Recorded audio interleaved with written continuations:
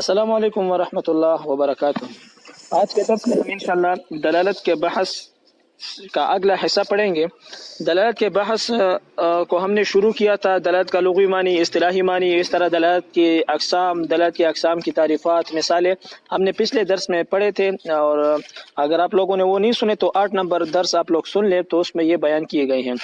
آج کے درس میں ہم دلالت لفظی وضعی اس کی تقسیم کریں گے اور اس کی تھوڑی سی تشریح کریں گے۔ عبارت اس کتاب کا عبارت وَيَنبَغِي أَن يُعْلَمَ أَنَّ الدَّلَالَةَ اللَّفْظِيَّةَ الْوَضْعِيَّةَ الَّتِي لَهَا الْعِبْرَةُ فِي الْمُحَاوَرَاتِ وَالْعُلُومِ عَلَى ثَلَاثَةِ أَنْحَاءٍ، یہاں سے کتاب کی عبارت شروع ہوتی ہے۔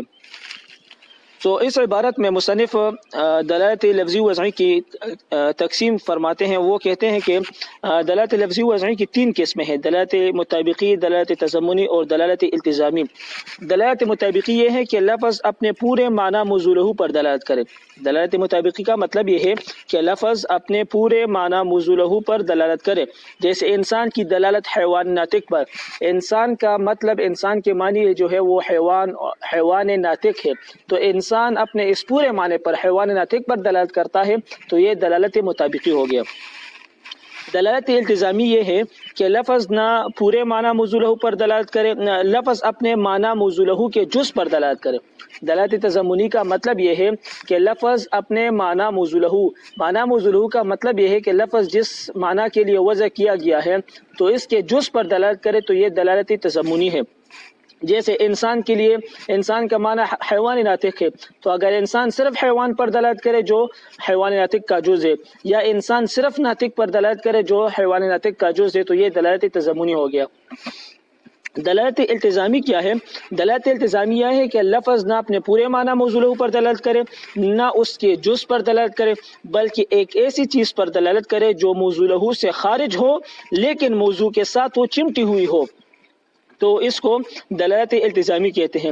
جیسے لفظ انسان اگر یہ قابلیت علم یا کتابت پر دلالت کرے، تو یہ علم یا کتابت انسان کا معنی نہیں ہے، کیونکہ انسان کا معنی حیوان ناطق ہے، تو نہ یہ تو انسان کا پورا معنی ہے، نہ انسان کے معنی کا جز ہے، بلکہ یہ انسان کے معنی سے خارج شے ہے، لیکن یہ کتابت اور علم انسان کے ساتھ چمٹی ہوئی ہے، لازم ہے، تو اسے دلالت التزامی کہتے ہیں۔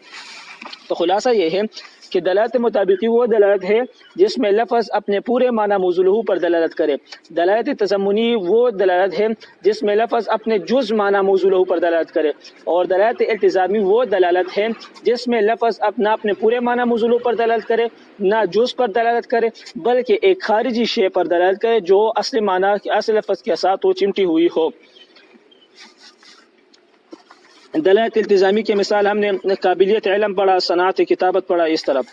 اب وجہ تسمیہ کیا ہے؟ یعنی دلالت مطابقی کو دلالت مطابقی کیوں کہتے ہیں، دلالت تضمنی کو دلالت تضمنی کیوں کہتے ہیں، اور دلالت التزامی کو دلالت التزامی کیوں کہتے ہیں۔ دلالت مطابقی کا وجہ تسمیہ، یہ مطابقی یہ باب مفاعلہ سے استعمال ہوتا ہے۔ باب مفاعلہ طابق یطابق مطابقتاً سے مصدر ہے مطابقی، معنی ہے موافقت کرنا۔ جس طرح ایک جوتا جب دوسرے جوتے کے سائز کے ساتھ مل جاتے ہیں تو عرب کہتے ہیں طابق النعل بالنعل، جوتا جوتے کے برابر ہو گیا۔ چونکہ اس دلالت میں بھی لفظ بول کر پورا معنی موضوع لہو مراد ہوتا ہے، گویا لفظ اور معنی موضوع لہو ایک دوسرے کے موافق ہو جاتے ہیں، اس لیے اس کو مطابقی کہتے ہیں۔ اس میں لفظ اپنے پورے معنی موضوع لہو کے موافق ہو جاتا ہے تو اس کو مطابقی کہتے ہیں۔ دلالت تضمنی کے وجہ تسمیہ یہ ہے کہ تضمنی یہ ضمن سے ہے، اور اس کا معنی ہے، ضمن کا معنی ہے، تضمن کا معنی ہے کسی شے کو بغل میں لینا، اور یہ بھی معنی موضوع لہو کے جز کو اندر لیے ہوئے ہوتے ہیں۔ یعنی دلالت تضمنی بھی معنی موضوع لہو کا جز اپنے بغل میں لیا ہوتا ہے، تو اس لیے اس کو تضمنی کہتے ہیں۔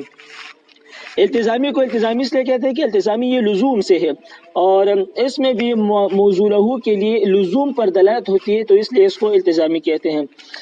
اب یہ تو ہم نے مثالیں پڑھ لی، لیکن ابھی لزوم آ رہا ہے، تو پہلے یہ جاننا چاہیے کہ لزوم کسے کہتے ہیں اور لزوم کی کتنے قسمیں ہیں۔ ایک ہوتا ہے لازم اور ایک ہے تو ملزوم۔ یہ لزوم، لازم اور ملزوم کے درمیان ایک لزوم کا تعلق ہوتا ہے۔ لزوم کا لغوی مطلب ہے چمٹنا، کسی چیز کے ساتھ چمٹ جانا، لازم ہو جانا۔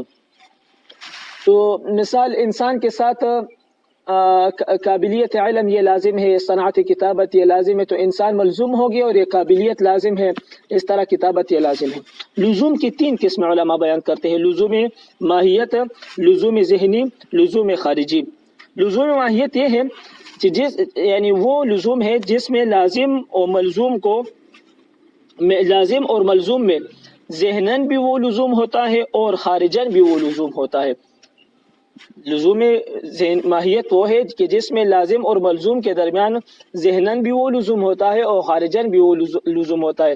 جیسے جفت چار کو جو ہے وہ جفت لازم ہے، 4 کو زوجیت جفت ہونا لازم ہے، تو یہ 4 عدد کو یہ جفت زوجیت یہ عدد لازم ہونا یہ ذہن میں بھی لازم ہے اور خارج میں بھی لازم ہے۔ ہم ذہن میں بھی یہ تصور کر سکتے ہیں اور خارج میں بھی یہ ہم دیکھ سکتے ہیں، تو یہ لزوم ماہیت ہے۔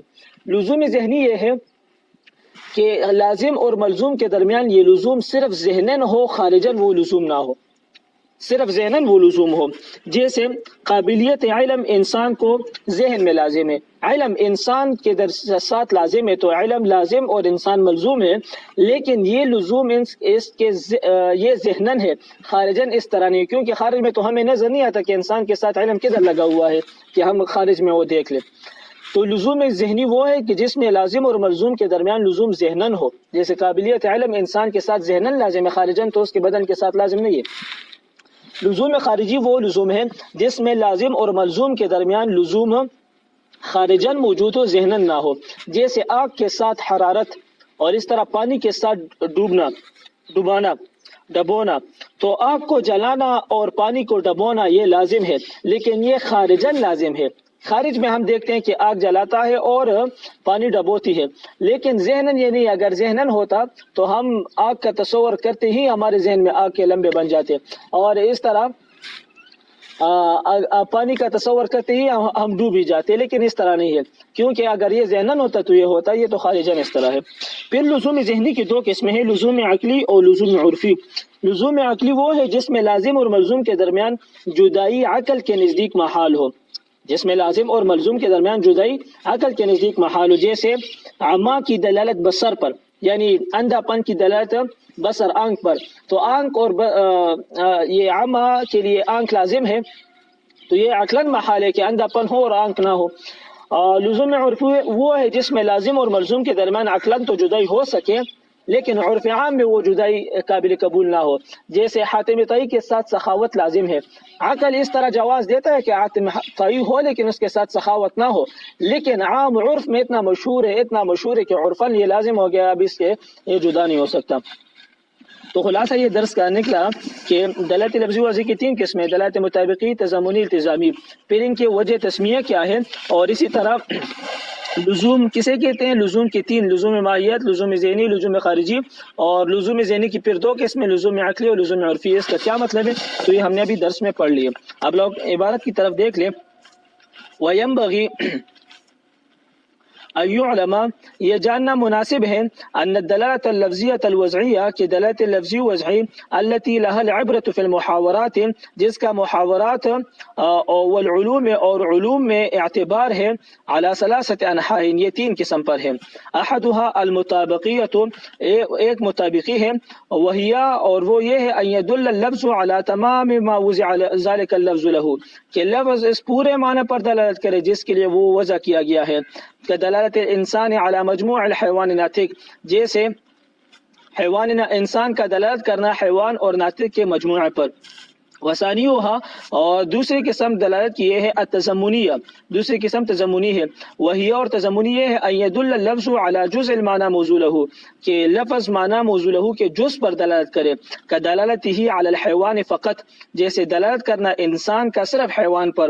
وثالثها اور تیسرا قسم الدلالة الالتزامیہ دلالت التزامی ہے، وہی الا يدل اللفظ على الموضوع له ولا على جزئه اور وہ یہ ہے کہ لفظ نہ معنی موضوع له پر دلالت کرے نہ اس کی جز پر، بل علی معنی خارج لازم للموضوع له، بلکہ ایسے معنی پر دلالت کرے جو خارجی ہو اور معنی موضوع له کو لازم ہو.